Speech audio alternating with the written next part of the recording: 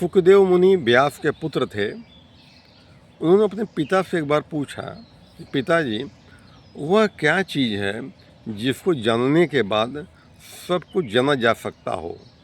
वह क्या चीज़ है जिसको जानने के बाद सब कुछ जानना जा सकता हो, कुछ जानने की इच्छा न रहा हो? तो व्यास ने अपनी तरफ समझाया उनको, लेकिन पल्ले नहीं पड़ा। तो व्यास ने सोचा कि मेरा पुत्र है, मेरे कहे से नहीं समझेगा, तो कहीं और भेजता हूँ मैं इसको।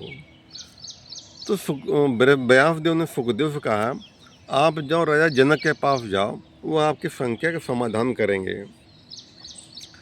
तो सुखदेव मुनि जाते हैं राजा जनक के पास। तो उनके द्वारपाल मिलता है, तो कहता है कि हमें राजा जनक से मिलना है, मेरी कोई जिज्ञासा है, मेरे कोई प्रश्न है, मैं उससे जानना चाहता हूँ। तो द्वारपाल बोलता है, पहले मेरे सवाल का जवाब दीजिए, तब अंदर जाइएगा। कहने पूछो क्या पूछना है। उसने पूछा, ऐसा कौन सा जीव है, न चलता है, न उठता है, न खाता है, न पीता है, न सोता है, न जागता है, लेकिन जीव है? कौन सा जीव है? हालांकि सुखदेव ज्ञानी पुरुष थे, उन्होंने बताया वो अंडा है। अंडा जो होता है, न चलता है, न उठता है, खाता है, न पीता है, न सोता है, न जागता है, लेकिन जीव है उसके भीतर। द्वारपाल कहा, ठीक है, प्रश्न उत्तर दिया आपने, अब अंदर जा सकते हैं आप। अंदर गए, एक द्वारपाल और मिला। उन्होंने कहा, मुझे जनक से मिलना है, मेरे को जिज्ञासा को समाधान चाहता हूँ मैं, तो हमारी खबर पहुँचा दो। तो द्वारपाल जाता है जनक के पास, कहता है, महाराज वेद व्यास के पुत्र सुखदेव आपसे मिलना चाहते हैं, कुछ उनकी जिज्ञासा, कुछ पूछना चाहते, जानकारी जानना चाहते हैं आपसे। तो जनक ने कहा, वो योग्य है कि नहीं पहले पता तो करें, बाद में ज्ञान देंगे उसको हम। तो कहने लगे, जनक ने कहा, ऐसा उनको ले जाओ महल किनारे खड़ा कर दो और एक डलिया कूड़ा करकट गंदगी के ऊपर खोपड़े गिरा दो उसके ऊपर। देखो करता क्या है, गिरने के बाद करता क्या है, ध्यान उसके बाद मुझे बताओ, तब मैं तय करूँगा कि ज्ञान देने योग्य है कि नहीं है। राजा की आज्ञा थी। द्वारपाल ले गया, महल किनारे खड़ा कर दिया, एक डलिया में कूड़ा करकट गंदगी भरा और छत से ऊपर खोपड़ी में फेंक दिया। जब गिर गया तो इन्होंने झाड़ झूर करके किनारे कर दिया, कुछ बोले कुछ नहीं, चुपचाप खड़े रहे। तो द्वारपाल जाता कर, मरा में फेंक तो दिया था मैंने, कुछ बोला नहीं, गुस्सा नहीं किया, झाड़ झूड़ के कपड़े से चुपचाप खड़ा वहीं पर है। तो जनक ने कहा, फिर योग्य है, जब इतना सह गया तो योग्य है, बुलाओ उसको। बुलाते हैं, सुखदेव आते हैं, प्रणाम करते हैं। जनक पूछते हैं, मुझसे क्या जानना चाहते हो? सुखदेव कहते हैं, मैं वो जानना चाहता हूँ जिसके जानने के बाद कुछ जानना बाकी न रह जाए, कुछ पाना बाकी न रह जाए, वो कौन सा ज्ञान है? तो जनक कहते हैं, वो इल्म है, वो ज्ञान है। तुमको अगर मिट्टी ज्ञान हो जाए कि ये मिट्टी है, तो मिट्टी जितने बने पदार्थ हैं, एक मिट्टी के सिवा कुछ नहीं है। मिट्टी घड़ा बना हुआ है, सुराही बना हुआ है, तम बर्तन बना हुआ, तमाम मिट्टी बनता है, उसमें मिट्टी के सिवा कुछ नहीं है।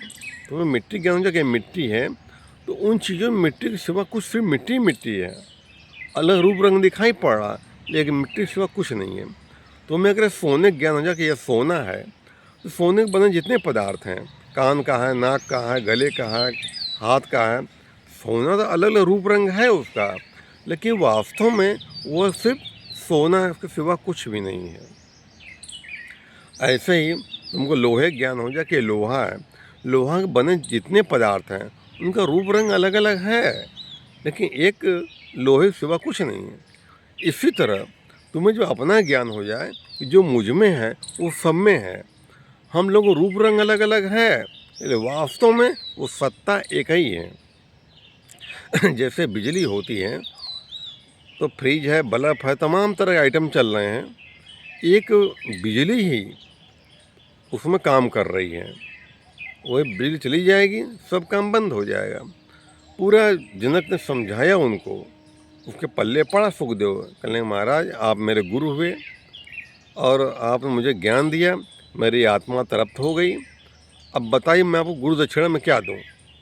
जनक बोले, हम राजा, तुम दक्षिणा क्या लेंगे, जाओ कोई बात नहीं, तुम्हारी आत्मा शांत हो गई ना, जाओ। कहे नहीं, मैं गुरुदक्षिणा में दूंगा आपको, आपने मुझे ज्ञान दिया है, गुरुदक्षिणा कैसे बिना कैसे में जा सकता हूँ आपको।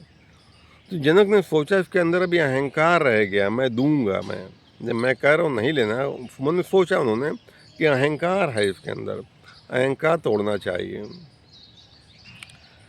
तो जनक ने कहा ऐसा है, मुझे वह चीज़ ला कर दो जो अनुपयोगी हो, जो बेकार चीज़ हो वो ला कर दे दो, मेरे गुरुदक्षिणा हो जाएगी वही। तो कहने ठीक है महाराज। सुखदेव निकलते हैं बाहर, जाते हैं तो सोचते मांगा भी तो क्या मांगा, बेकार चीज़ मांगा हो। तो निकलते हैं, सोचते हैं आखिर बेकार चीज़ है क्या। तो कहने मिट्टी है, ये मिट्टी बेकार है, उठा के दे देते हैं वो। मिट्टी को हाथ लगाया और मिट्टी बोल उठी, सुखदेव क्या कर रहे हो, तुम पगला गए हो क्या, तुम्हें हम बेकार दिखाई पड़ रहे हैं। अरे मिट्टी से कितना काम हो रहा है भैया, घर बने हुए हैं, तमाम मिट्टी बर्तन बने हुए हैं, तमाम मिट्टी बहुत काम हो रहा है, क्या मिट्टी में इतनी खेती बाड़ी हो रही है, तुम्हें बेकार तुम्हें कहाँ दिखाई पड़ रहे हैं। वो बोला, सुखदेव ज्ञानी थे, कहने समझ गए कि बात तो सही कह रही है। मिट्टी छोड़ दिया, आगे बढ़े तो एक पत्थर टुकड़ा पड़ा हुआ था, कहने ये बेकार है यार। पत्थर टुकड़ा उठाया, पत्थर बोल उठा, सुखदेव मुनि क्या कर रहे हो, तुम्हें हम बेकार कहाँ दिखाई दे रहे हैं भैया। अरे पत्थर चक्की बनी है, मकान बने हैं, पत्थर मूर्तियाँ बनी हुई हैं, बहुत सारे पत्थर काम हो रहा है, बेकार तुम्हें कहाँ दिखाई दे रहा है। सुखदेव का बात तो सही कह रहा है, बेकार ये भी नहीं। आगे बढ़े तो आदमी की हुई गंदगी पड़ी थी, लैट्रिन पड़ी थी, उनका ये बेकार ही है, ये बेकार है।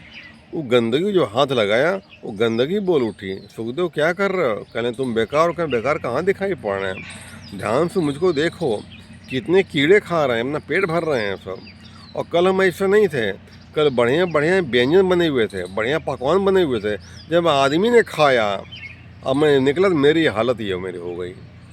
अब वो कंफ्यूज होगा आखिर बेकार चीज़ है क्या। उन्होंने गंदगी से पूछा कि आखिर बेकार चीज़ क्या है। उस गंदगी ने कहा बेकार चीज़ इंसान का अहंकार है। इंसान का अहंकार भगवान बनाया हुआ नहीं है, वो इंसान को बनाया हुआ है। बाकी सारी चीज़ भगवान ने बनाई हुई है, लेकिन इंसान जो अहंकार होता है वो इंसान का बनाया हुआ होता है। तुम अपना अहंकार उनको दे दो जाके, यही बेकार दुनिया की चीज़ है। दुनिया सबसे बेकार चीज़ इंसान का अहंकार है और कुछ नहीं है। तो जाते हैं सुखदेव जनक के पास, कहते हैं महाराज मैं अपना अहंकार मैं आपको देता हूँ, समर्पित करता हूँ। तब जनक ने सर पे हाथ रखा, कहने अब तुम पूर्ण ज्ञानी हुए हो। तो जो सब में है वो मुझ में है, जो मुझ में वो सब में है, कोई भेद नहीं है। संसार में जितने भी प्राणी हैं, इंसान है, पशु पक्षी पेड़ पौधे, जो भी कुछ है, एक परम सत्ता के सिवा कुछ भी नहीं है उसमें है। सब एक वही ऊर्जा शक्ति सब काम कर रही है, हर जगह वही व्याप्त है, हरि व्यापक सर्वत्र समाना। परमात्मा हर जगह व्याप्त है, हर रूप में व्याप्त है, हर जगह व्याप्त है ये। धन्यवाद।